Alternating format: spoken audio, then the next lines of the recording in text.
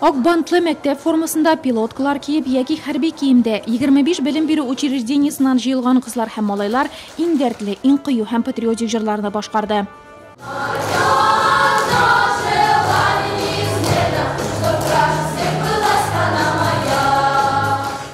Җырчылар һәм вокал ансамбльләр 2 яшь категориясендә бәяләнде. Шулар буенча 3 призлы урыннарны яулаучылар билгеләнде.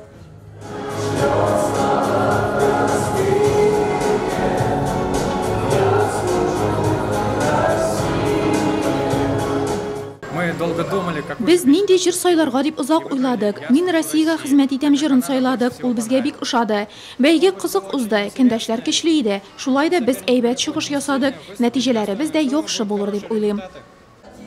Берәүләрнең композицияләрен гитара, икенчеләренең шарлар һәм Россия әлемнәре тулыландырса, сәхнәгә сугышта катнашкан бабайларның фоторәсемнәрен күтәреп чыкканнар да булды. Бүген башкарган җырлары да аларның батырлыгы хөрмәтенә.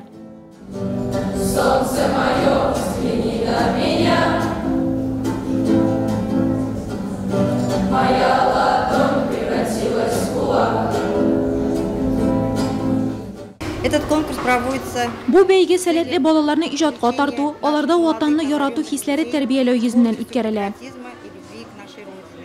Балалар иҗаты үзәге Россиягә хезмәт итәм конкурсын быел 4нче тапкыр уздырды.